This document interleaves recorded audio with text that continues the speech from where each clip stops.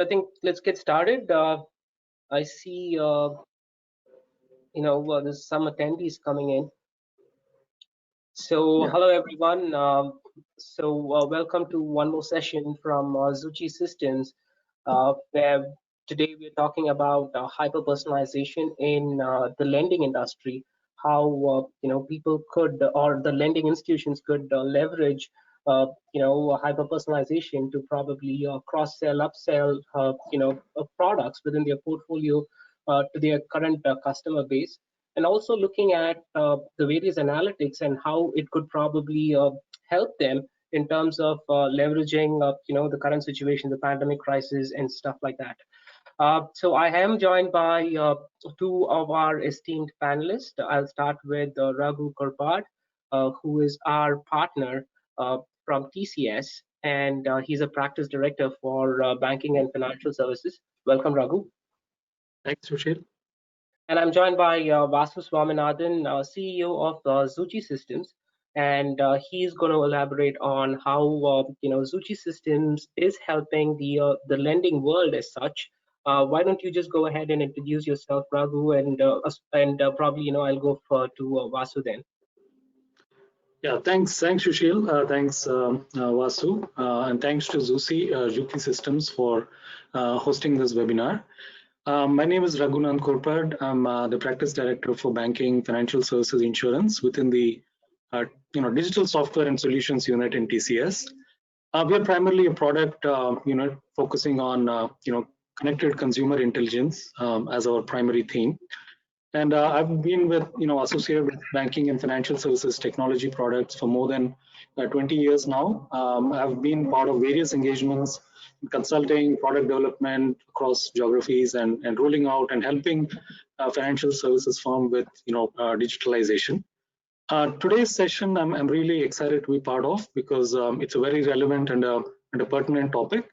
And I think hyper-personalization, and as we talk about it in today's world, really will become the game changer, I think, in the next few years. So we're very happy to be on the discussion panel.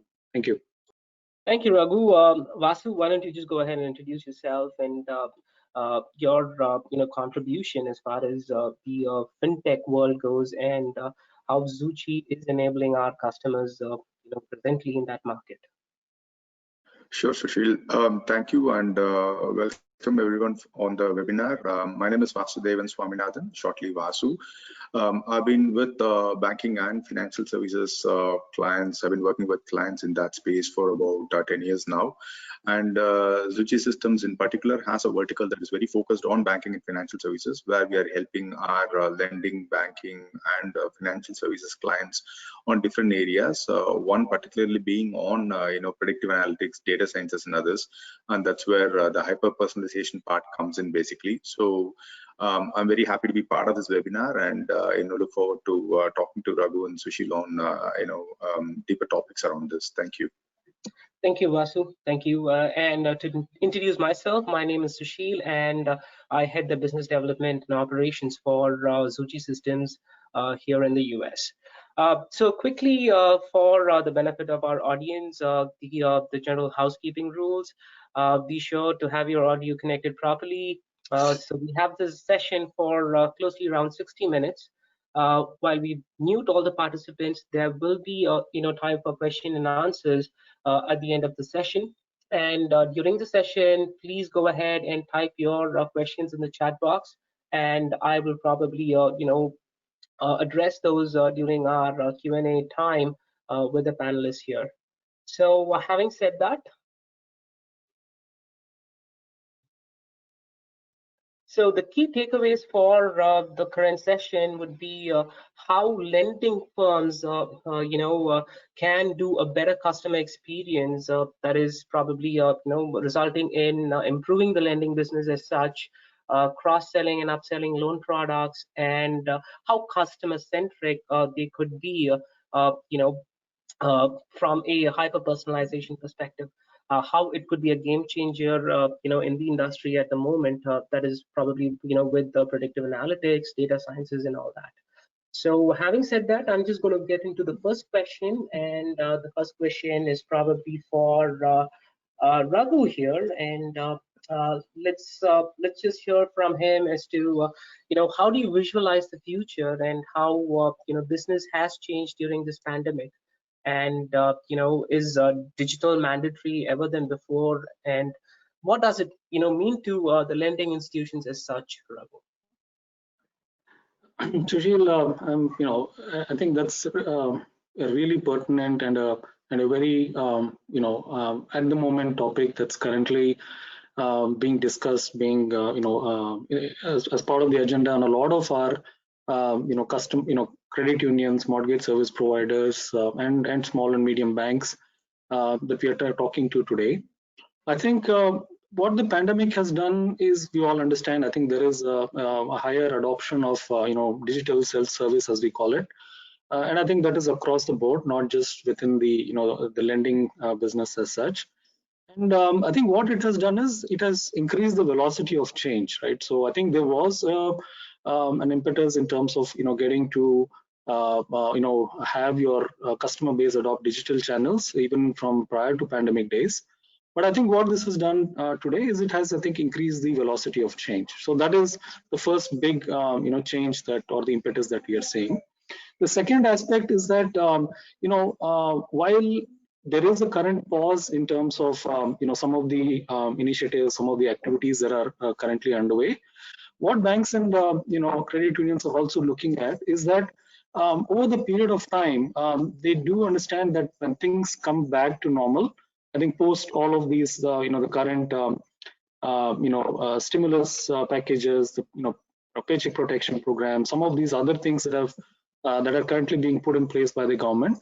Once I think things get back to a state of normal, how do they really race forward? How do they leverage? How do they make sure that they're ready for the for the growth that is anticipated at the end of this this tunnel? So I think these are the two broad themes that we are seeing within our conversations with lending firms.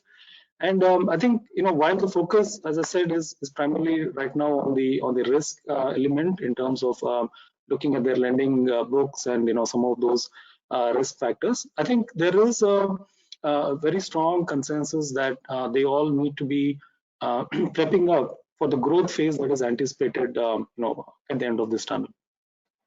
Agreed. Your thoughts, Vasu?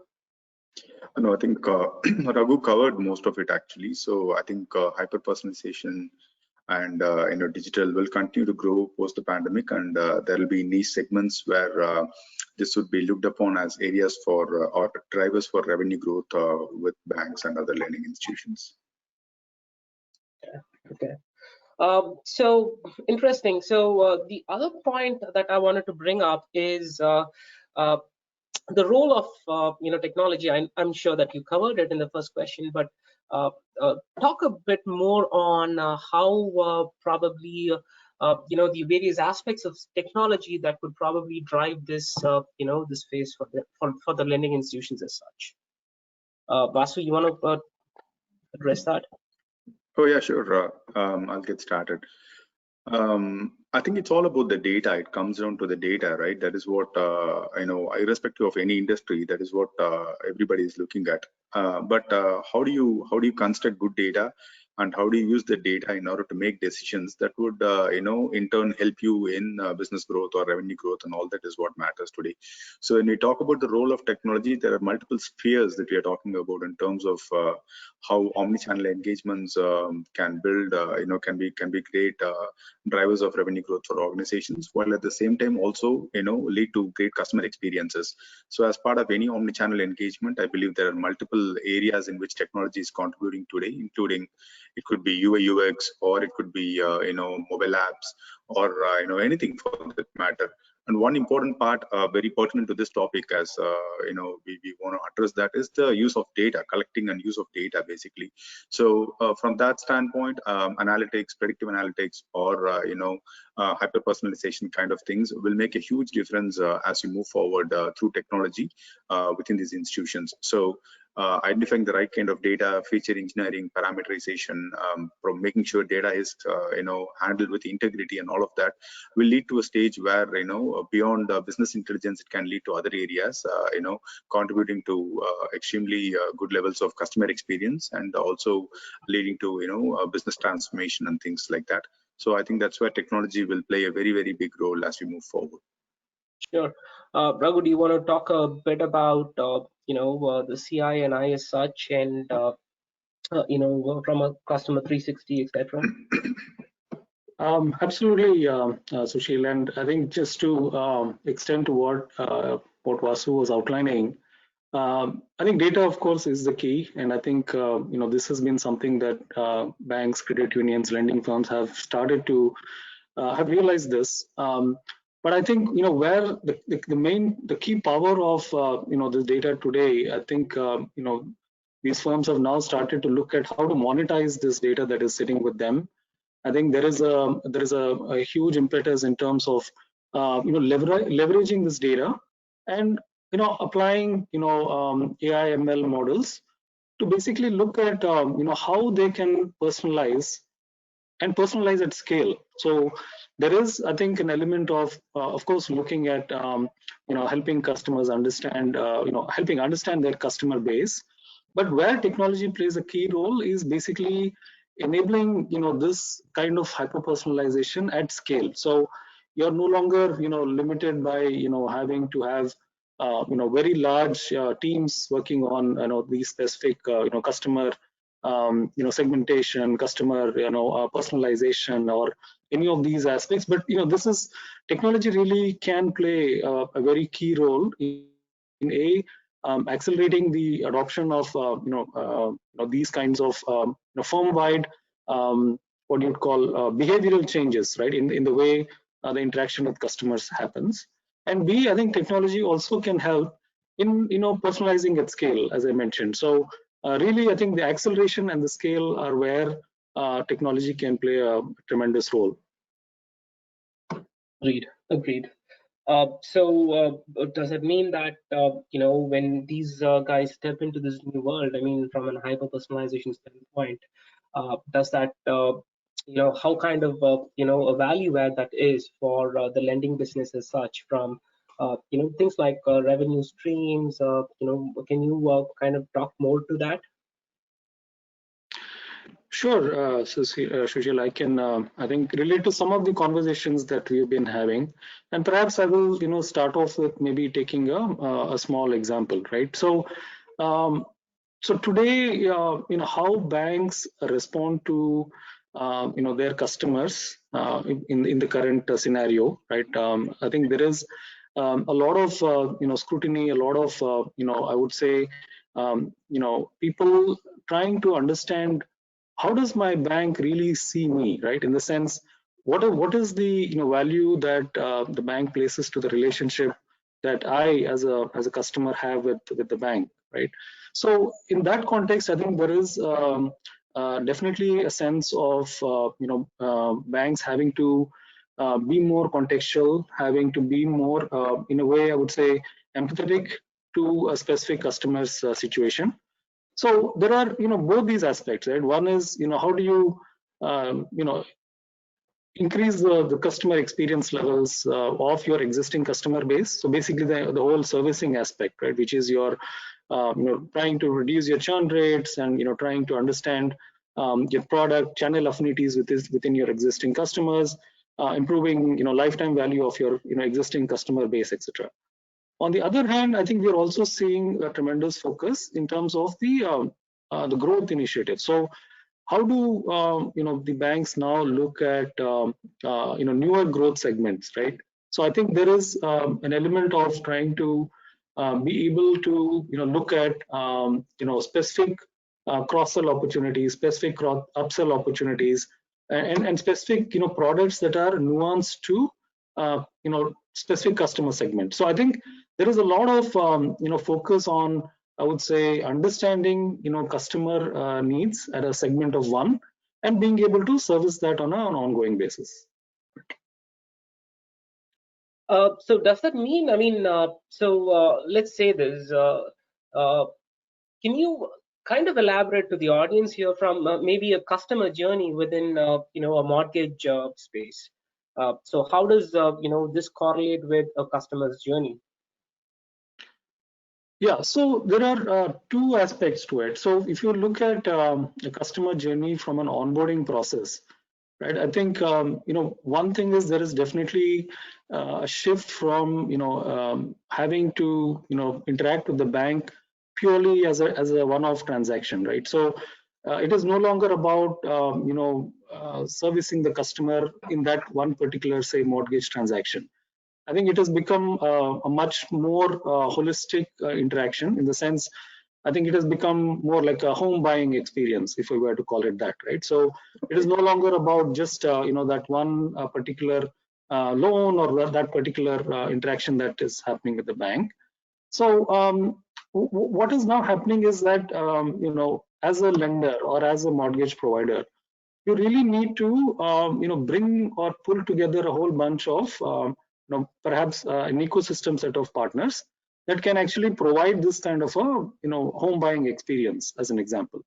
Now when we look at say post onboarding, and let's say you're talking about a servicing scenario, here again you need to really be what we call as three elements. One is you need to be personalized, of course, you need to be contextual, and you need to be timely, right? So in your servicing aspects, you need to really take care of being contextual, being personal, as well as being timely. So having a tool or a platform like CII, Customer Intelligence and Insights, that TCS provides, really helps you to really understand these three elements of being of servicing your customers. And what we are seeing is that banks are really able to get that level of personalization at the point of delivery across all their channels, be it a call center interaction, be it an online interaction that is happening, or be it even like let's say a branch walk-in interaction that happens.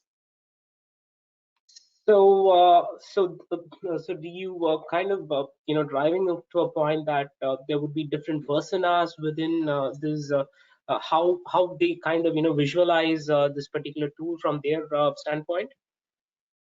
Oh, that's a really good question, and I think that is the crux or the core of what Customer Intelligence and Insights platform brings to the table.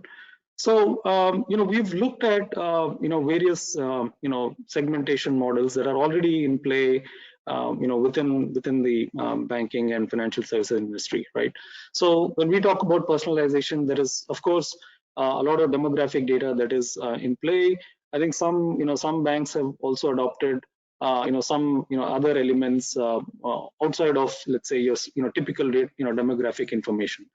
But really how do you bring the power of all the data that is available both within the enterprise and outside the enterprise that really drives your hyper-personalizing engagement with your customers? So what we are looking at is that when you are looking at a customer, your customer base, I think you need to actually look at demographic information.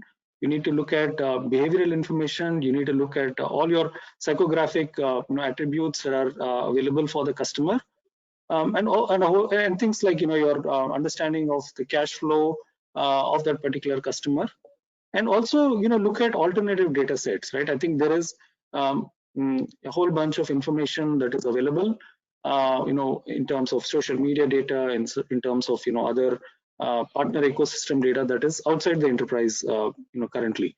So how do you bring all of this data together, construct a solid customer 360 foundation, and then really then use this customer 360 foundation to deliver actionable insights, right? So one thing is to bring all this together, do a fantastic technology product to build all the hooks, get all this data together. There are various such initiatives in play, right?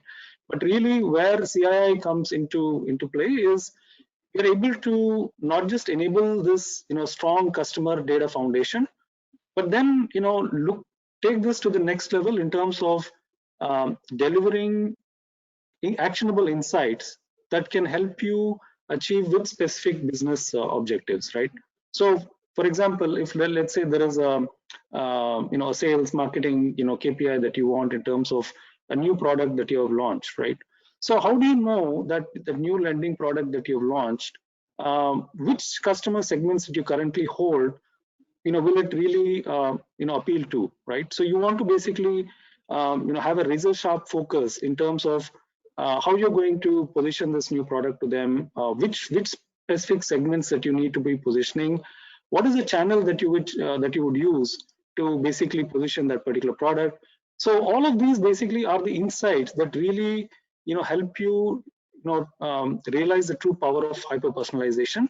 And I think that is where we are seeing as the journey that a lot of banks, credit unions, mortgage firms are currently undertaking, and we are happy to accelerate that journey. We're happy to support that journey through the customer intelligence and insights platform. Got it. Got it. So, Vasu, I know this is like, this is a common, and but I would want the audience to hear from you. How are you leveraging the CI and I platform as such for your customer base, and what is your journey as far as the CI and I platform is concerned?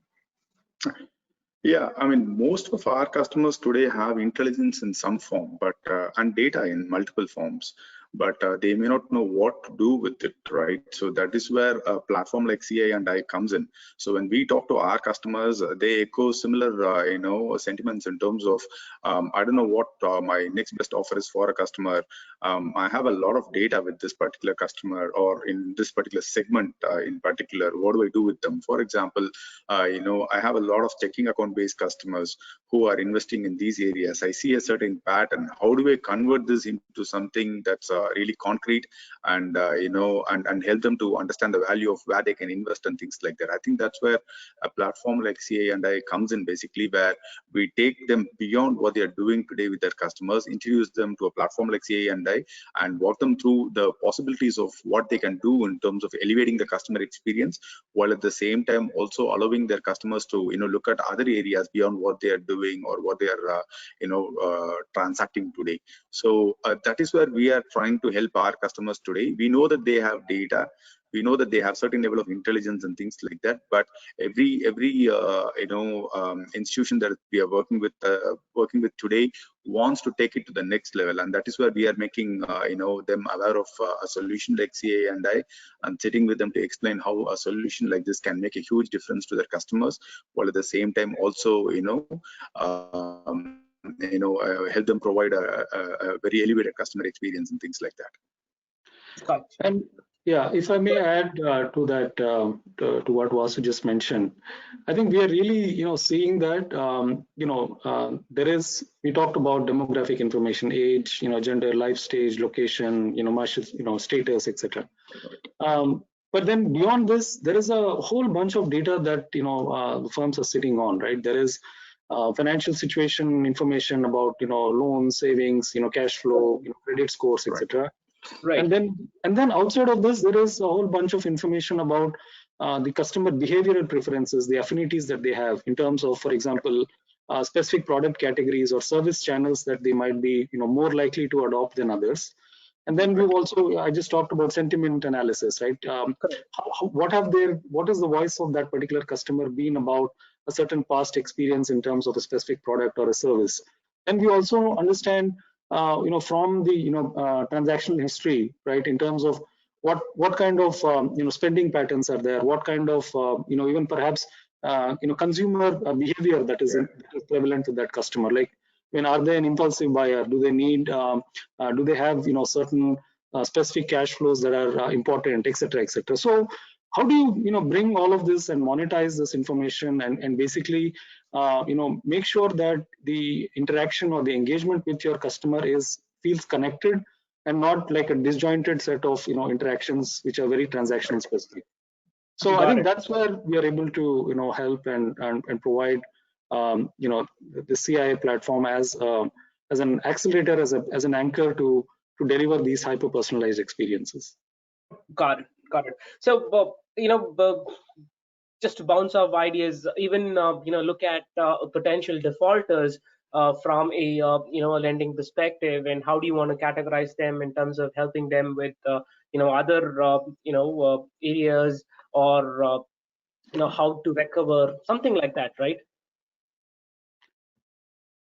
Yeah, I can answer that, Vasu, to an extent based on what we've just seen, right? And I'll take a particular example, right? So we talked about lending, portfolio. We've talked about banks, relooking or reassessing at their current, exposures, etc. Now, one element of this is to be able to predict or being able to understand the probabilities of delinquencies, the probability of defaults within your customer base, and trying to understand what are those specific personas which are perhaps more likely just having say a one-off situation, who are financially secure otherwise, but there is some one-off situation, versus somebody who's perhaps in a much more deeper trouble in terms of their finances, and perhaps need more hand-holding and support as such, right? So you can actually look at this and for example, your collections function, right? You can fine-tune the way you approach different customer personas. You can fine-tune the way you approach your risk allocation, and your the way your operations, your front office staff are interacting with specific these set of customer personas. So I think there is a lot to be gained in terms of being able to interact with the right set of tools, the right set of for example offerings to that particular persona, rather than making it a much more generalized or a broad-based approach. So we are seeing this definitely both on the operations side, where risk officers have to basically be more aware and be more what you would call contextual in their approach, versus some of the front office staff interactions, which also need to now become more empathetic, need to become more contextual. Right. So this is something to do with the omnichannel personalization, right? I mean, so from a different perspective.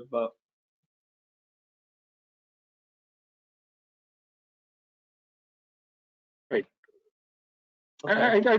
Yeah, and I talked about this from I think both sides of the coin, right? So while on one side there is this whole customer servicing and the risk side of this this whole coin, the other side is definitely looking at this as a competitive advantage in terms of growth initiatives, right? For example, your marketing, your sales functions can really look at connected physical digital experiences, how you can deliver at the point of the right channel at the right point in time. How do you make the next best offer? How do you make the next offering that is most appealing or most required to that customer in that context? So we are really seeing this in both areas, right? So hyper-personalization and ability to understand personalization, contextualization, and timeliness really helps both the servicing and the risk side of the house, as well as the growth and the newer marketing sales initiatives as well. Got it. Hey Vasu, so what do you think in terms of how does these businesses probably increase their cross-sell or upsell opportunities with other products in their portfolio? So can you probably elaborate? I think Raghu covered it at a fairly high level. See, the cross-selling, upselling part, it is something we do all the time, right? I mean, in fact, in sales, you always try and do that. But when you talk about cross-selling and upselling, the information is about, or the point is about how useful is that for the customer, basically, and that's where something like hyper-personalization helps to identify that. So let's say, for example, in the context of a bank, you might be having, as I said, checking bank or a savings bank customer. If you want to increase their, interest towards investments, you want to help them offer a set of mutual fund programs, or let's say you want to offer them some kind of investment program based on their pattern of spending and things like that.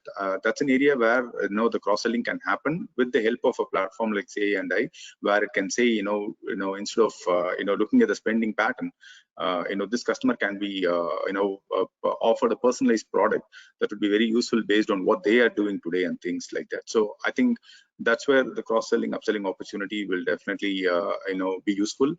But at the same time, as I said, it all depends on the data that you collect on them, very particularly on either an individual customer or on a specific segment in terms of checking or savings bank users and things like that, and then see what is that they can do. Again, the demographics that like Raghu mentioned, the way millennials would like to invest could be very different from way a boomer would like to invest actually. So there are different ways in which things can happen.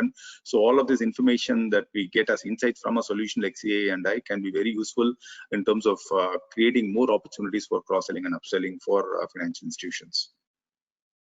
I get it. So can we guys touch upon, I think this is going to be a repeat topic, but I just wanted to consolidate your thoughts here. The nuances for an omni-channel personalization, in a banking or a lending industry. Raghu, do you want to kind of, I just want a consolidated thoughts. I mean, 3 or 4 points for the audience as such. Right, Susheel, and I think specifically in the banking and the financial services context, I mean, I would categorize the primary considerations along the lines of, say, we talked about all the benefits of hyper-personalization and how it can help both the newer onboarding growth initiatives as well as the servicing piece. So that is definitely the case. I think in the context of banking, there is also an element of data privacy, PII. I think we talk about that also in this context. So I think there is while you really want to be delivering hyper personalization to your customer base on one hand, I think there is a very strong focus in terms of how do I make sure that all of this is within the bounds of the regulations and the data privacy considerations that that the banks need to be adhering to. So towards this, what we have done as part of the CI platform is that we have built this ground up with native support for being able to configure all your data privacy and PII requirements. So, for example, we come with full support for GDPR. I think now CCPA has come out, so we come with full support for this. So that I think is perhaps the second consideration in a banking context. I think there is also we talked about the third aspect, which is while you have all this personalization, you are able to deliver these at the point of time, at the point of context, kind of services and products. I think the third key consideration that a lot of these banks and credit unions that we are talking to are saying is that, look, how do I look? I have a loyal member base, but how do I really know that I am the primary brand or the primary financial services institution that they are using across all their needs? And whatever services and products they're currently using from me, are they actually actively using them for all their requirements, or is it that I'm sitting as a subset of their overall other set of interactions? So, for example, I mean, we talked about this cross-sell, upsell, but I think the challenge is to really see that while there is all of this personalization and all of this happening, banks also need to understand that there is a whole bunch of new players in the market, right? So there are fintech firms, there are these niche lending firms that have come into play. So really they need to now take a relook at whether they are the primary point of financial services and products for their customers, or they sort of have now been sidelined, or becoming a part of the overall set of financial firms that the customers are using. So I think that is the third thing that I think a lot of firms are trying to understand. Got it. Got it. That brings up a very interesting topic, Vasu. I mean, can you probably touch upon the payday loan loan industry as such, the fintechs, and how would probably a CI&I would be a better fit for them? That's where I think, see, today a payday loan company might be dealing with finances or lending in the range of, let's say, $2,000 to $25,000. And different institutions do it different ways. The most important thing would be to understand who would be a repeat customer, and who is often having a financial need where they come to the payday loan company actually. So identifying that information is something that would help to see what additional things they can be offered. In fact, it is very interesting that you asked this question, because OppLoans, which is one of the companies that's based in Chicago, I saw the CEO sharing a very important piece of information in LinkedIn yesterday. So out of all the different loan companies that an applicant went to, OppLoans was the only company that helped them based on a set of parameters, which the others actually, ignored for whatever reason. It could be because they did not have visibility into it, or whatever it could be. But the CEO had shared excellent feedback in Glassdoor about this applicant, saying why OppLoans was very helpful for them during a pandemic scenario where multiple institutions had rejected her, while OppLoans, took a different kind of approach to approving her loan request. And she felt that it would always be OppLoans to which she will go, no matter what the circumstances are, and she would never go back to any other financial institution. See, it's a calculated thing, right? Because OppLoans has felt that this particular customer or this applicant is a qualified applicant. He's a credit-worthy borrower, and for whatever dismal factors that other institutions have seen would have also been looked upon by OppLoans. But there has been something from the analytics space, or from the platform that they are using, or from the data that they are using, that has told them that this is a borrower who needs to be considered for approval and not be rejected on the face value of just a credit score or something like that. So a classic example for a payday loan company, which could probably take only the credit score and say, you are below 650 based on your Equifax or TransUnion, so I would like to reject you. But in this particular scenario, they have not just looked at the credit score alone. They have looked at a number of factors that has emerged from the platform that they are using, like CI&I, and they would have said credit score is just one thing, but there are a number of things that is giving me the confidence that this is a credit-worthy borrower. Let's go ahead and approve. So this is a classic example that a payday loan company can, do in order to increase both their customer base and their revenue base, right? Got it. Got it. Makes sense. Makes sense. Pretty much, that summarizes or brings us to a conclusion of this panel discussion as such. So I just wanted any closing comments from you guys. Let's start with Raghu here. Just to bring the session to a close and start with our Q&A. I think we still have like 20 minutes, and I have at least like 10 questions here from the audience as such. Okay. So any closing thoughts, Raghu? Sure, Susheel. So basically, I think we talked about hyper-personalization. I think it has become now a strategic imperative.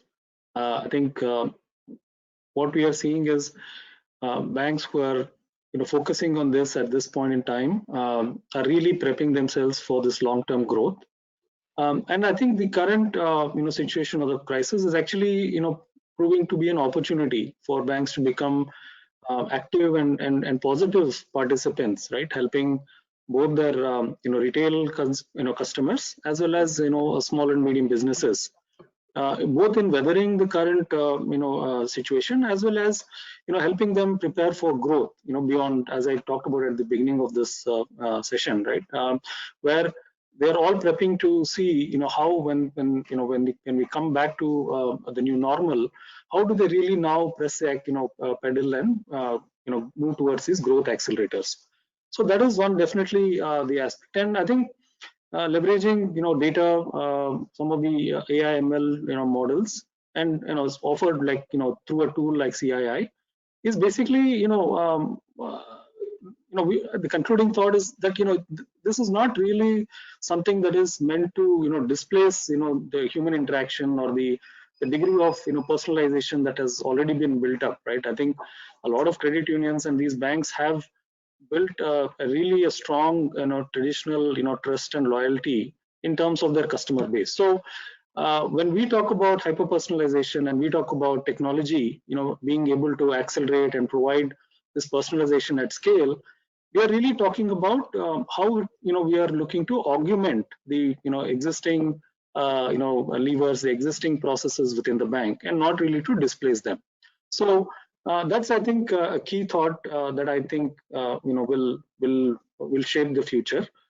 The second element is more mortgage firms, basically the smaller credit unions are really now seeing that they've become a part of a ecosystem, right? So we are now looking at banking more as an experience, as a service, right? We look basically looking at this as a connected experience rather than, as I said, just one-off interaction. So some of these players are now realizing that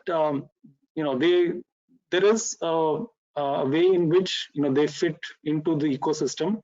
I think some of these banks, credit unions are looking at this as a much more broader play where they want to be part of both the origination, the servicing, the onboarding, servicing, and all elements of the journey.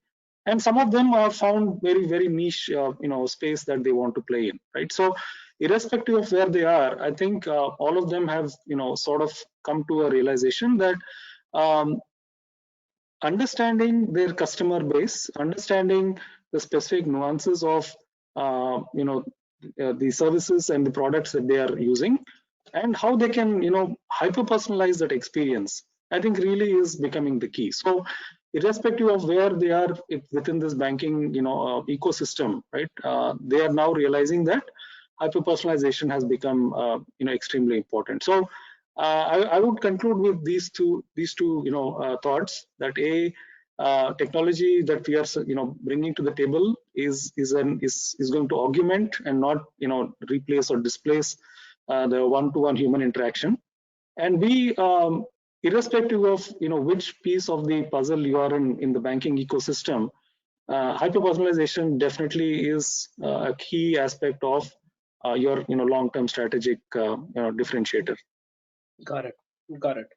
Vasu, your concluding thoughts?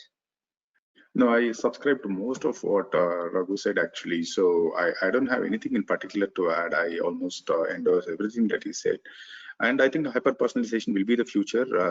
As Raghu mentioned, it's not about replacing anything within the system, but it's looking at ways through which you can add more efficiency through solutions, that provide an analytical element to your customers' behavior and things like that.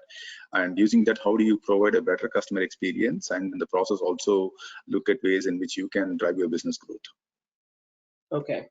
So thank you, gentlemen. So that brings us to the end of our panel discussion. So I do have close to 15 minutes for some of the questions that have come during our session.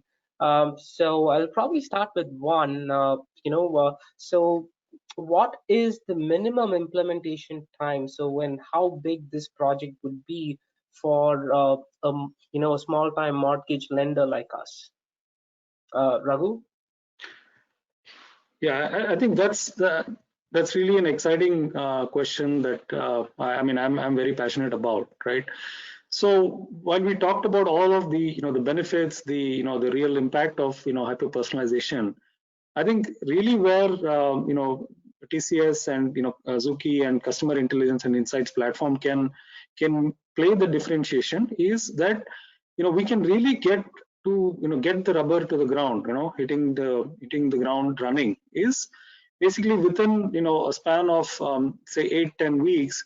We have actually, with some of our smaller banks and credit unions, helped them realize the end business use cases by encapsulating all the underlying, the technology, the data management, data governance, and data visualization aspects within the platform. So really, banks can focus on the true business outcomes and start, building out the business use cases, the business KPIs that they want to really achieve in terms of customer experience, customer servicing that we talked about during the session, and not really worry about how they will start bringing the data pipes together, the data lake initiatives together, etc. So I think we are really excited that within span of weeks and not like long technology, long drawn projects which are going into months, etc. We are able to really help do this value delivery within 8 to 10 weeks. So that's what we have seen with some of the banks. And I would also actually here want to talk about what we have seen or what we are terming internally as hyper-personalization maturity index, right? So we understand that the timeline that I'm outlined, 8 to 10 weeks, is perhaps contextual to the situation or the data maturity journey that a particular bank or a credit union or an SMB may be in. And we have basically charted out a journey in terms of how this maturity index, irrespective of where you are in this path, you can start realizing the benefits of hyper personalization and leverage a tool like CII to deliver these outcomes from day one. So we've seen that there are some firms which are really at a foundational level who are talking about still setting up a data environment, a data customer data hub as such.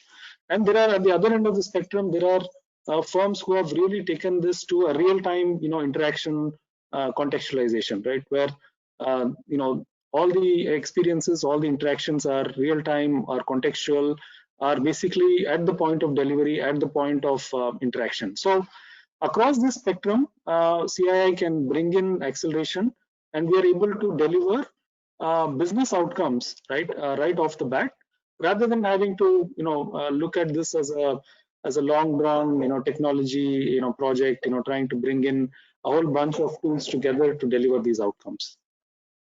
Got it. Does this also kind of there's an interesting question here. So the question is, does this fit into a contact center, or is this a contact center solution? Yeah, definitely. I mean, see, we talked about customer experience, and I think, as I mentioned, customer servicing is a key element of your journey in terms of getting to increasing your customer loyalty, etc. So, of course, call centers are a very big element of your customer servicing. While there is a push for digital adoption, while there is a push for increasing the interactions through your digital only channels, right? There is, I think, a key role that call centers are playing today. And what we have done is, as part of the CII platform, we are able to ingest data from your call center logs. We are able to ingest data from various metrics that your call centers are maintaining today, and we are able to also weave that into your end customer journey analytics, right? So, for example, let's say on a web channel, let's say there is a sequence of steps that need to be done to, let's say, complete a particular transaction. So we are able to understand, for example, which segments of your customers are perhaps able to complete that journey without interruptions, seamlessly, without any other interaction through any other channel, right, through a call center channel. They are able to complete that interaction fully on a digital only mode. Perhaps there is another segment of your customers who are not so tuned to this kind of a digital only interaction, and they perhaps are they can perhaps do 2 or 3 of the steps, and there is 1 or 2 steps in the entire journey where there seem to be a higher number of drops, right?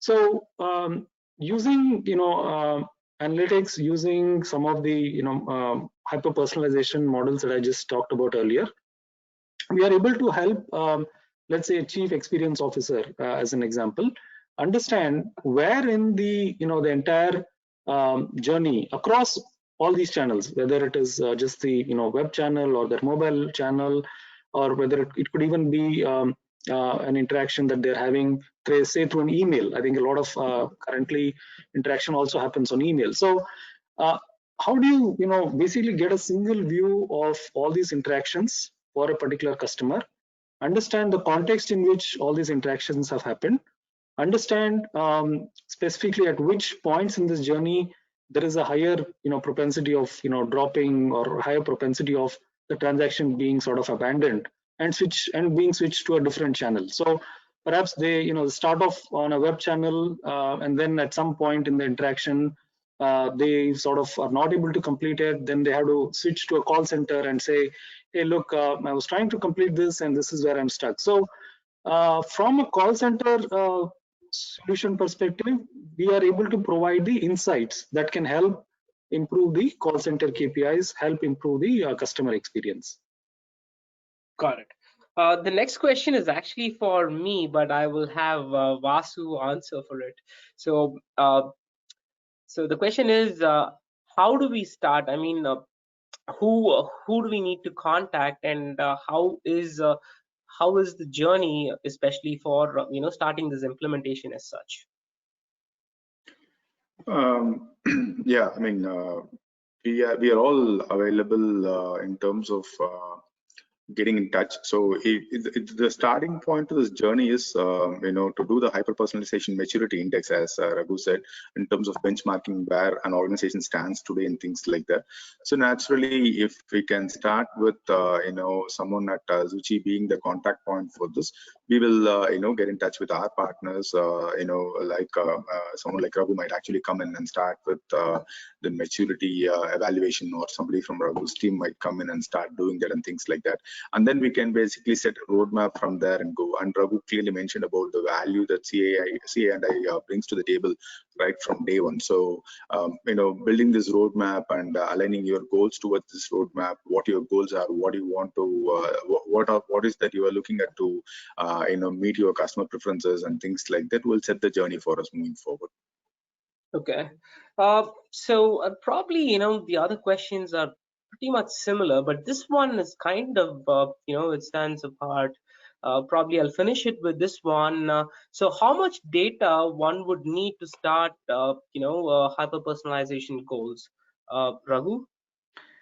That's a very, very pertinent question, Susheel. So I think this is a dilemma that a lot of the customer executives that we are interacting with have today, right? So when we talk about all this, fantastic, hyper-personalization benefits, right? While they acknowledge all these benefits, I think they have some sort of, I would say, reservation or a thought in terms of, okay, I'm currently doing a data warehouse or a data lake project. It's been in the works for some time, so maybe I'm not ready to start off with this kind of hyper personalization initiative at this point. But what we have realized is that irrespective of where you are in your other initiatives with respect to data infrastructure, if you were to call that, you can actually start realizing the benefits of some of these use cases that I outlined right off the bat. So we, as part of the CI Customer Intelligence and Insights platform, we have like a banking model, a data model, a customer banking data model that that captures attributes upwards of say 100, 150 attributes, right? But it is not necessary that you must have all of this data, that you must have all of this streamlined and all of it in the highest form of data quality, etc., to get started. What we have seen specifically, I can relate to a couple of examples with some smaller credit unions that we've been working with, is that even with their base data that they have from just 2-3 sources, right? Their core banking system, their CRM system that they have, their call center information, their IVR system of records, and there's one or two of their partner data systems sources. just with these 3 or 4 base existing transactional data stores that they have, we have been able to ingest this data from across these multiple sources and actually deliver some of the foundational use cases right off the bat. And now we are working with them to see how we can now slowly enrich this data, bring in other alternative data sets both within the enterprise and outside the enterprise, and then move to the next stage of hyper personalization index, which is to now start delivering some of the advanced use cases. So I'm really excited. I mean, in terms of being able to help customers look beyond just data maturity as a constraint, rather start leveraging or monetizing whatever data that they already have in place. Sure. Thank you, Raghu. Thank you. So still have 5 minutes, so maybe I will just pop one more, maybe for Vasu, to probably to conclude the session. So why do we need personalization? As why would we want to venture into it? Is the question here, and coming out of the pandemic at this moment, and with the economy in a slowdown. I think personalization is more of personal attention in a sense, right? We all need personal attention in some form, and when that attention comes in with a set of things that are also backed with financial advantages and things like that, why would somebody say no to it? So in this context, hyper-personalization is all about bringing that personal attention to a customer and providing them with a set of options that might, bringing a lot of benefits in the short term, near term, and the long term, basically, depending on what the offering is and things like that. So, let's say we saw this pandemic 100 years later, after the Spanish pandemic flu in 1918, and we already see that the World Health Organization is saying that, while this is subsiding, there is no guarantee that something else might not crop up in the near future. So in 20 to 30 years' time, if you were to have something similar or something even more, powerful, what is it you would like to do in terms of our financial plan? We see a lot of people losing jobs in this pandemic. We see a lot of companies broke. We saw a lot of companies file for bankruptcy and things like that. So right from an individual to an organization, everybody has had an impact. If we were to safeguard ourselves, what kind of personal offerings would I be interested in? How do you prepare for the future and things like that is something very important, right? So I think in that context, if you look at it, I personally, for me at least, I believe personalization, hyper-personalization is very important. So when somebody from a insurance, when an insurance provider gives me an option tomorrow to car against something like this, or when a financial institution tells me that in the next 20 years, doing this kind of an investment can actually help you to save 6 to 8 months of time when a pandemic like this reoccurs, then I'll be very interested in looking at something like that. So connecting the dots, if you look at it, that's why personalization becomes very important, is my thought. Sure. Thank you. Thank you, Just to Vasu. add to that, Susheel, I think, we talked about this. I think there is, I think, a broader value proposition that customers are now expecting, right? We talked about, not just a bank account. There is an expectation that my bank will not just, become a transactional interaction, but it will also look out. It will also tell me what my financial wellness is, whether what kind of interventions perhaps I should be taking in the long term, middle term, right? So I think there's a lot of focus on monetary habits, spending habits, and savings and etc. And it's very interesting that a lot of banks are actually now taking the onus on themselves to steer customer behavior in terms of, let's say, giving incentives for them if they say show an increasing trend of savings over a period of time, right? So some banks have actually already started implementing that.